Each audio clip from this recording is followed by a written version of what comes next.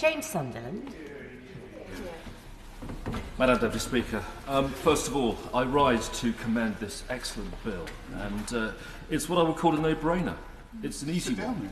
And if I can just make two quick points about the member for North East Fife, if I may. Firstly, it must be a great thing to have a bill which is yours, Black Member's Bill, which is being adopted by the incumbent government. That's great. In fact, the bill is so good, we've taken it as our own.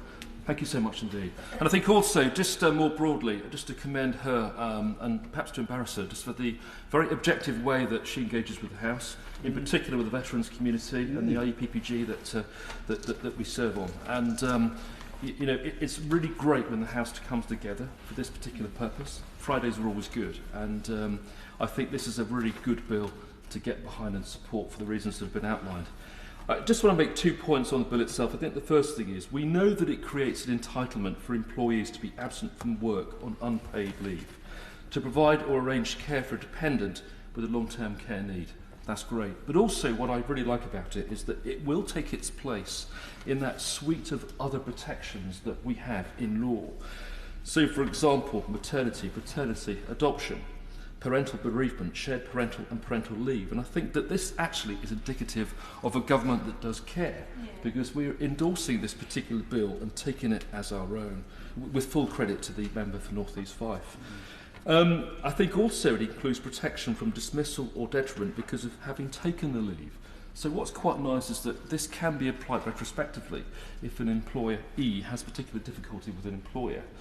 So I think it's a really good thing. I'm very privileged to serve Bracknell. Bracknell Forest is a great place to work, live and play. Just brilliant people, and I'm in the constituency constantly meeting people who care for others. And I just want to plug what we've got locally. I mean, in 2021, 4.2% of Bracknell Forest residents reported providing up to 19 hours of unpaid care each week. We ignore these fantastic people, these heroes at our peril. And what I really want to say is that all of us are looking after somebody all of the time. And I think it's an amazing thing that we can provide a bit of extra assistance in law with this particular bill.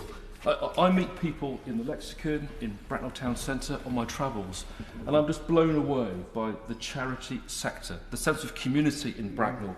And it's completely unsurpassed by anywhere else I've been, and I'm an old boy now.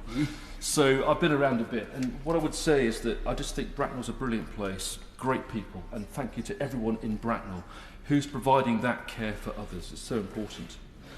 Just a couple of caveats, if I can, with regards to the bill. I think the first thing is, the member for North East Fife mentioned, of course, that sufficient notice would have to be given to employers. Actually, I'd quite like to see a provision in this bill whereby a carer could perhaps be allowed not to be in the workplace at short notice if an unforeseen eventuality takes place. I know it's difficult, we've got to give employers notice, but actually perhaps we could write some further flexibility into this provision, that perhaps you don't need to bolt it on to annual leave. Perhaps we can take those slots on an ad hoc basis.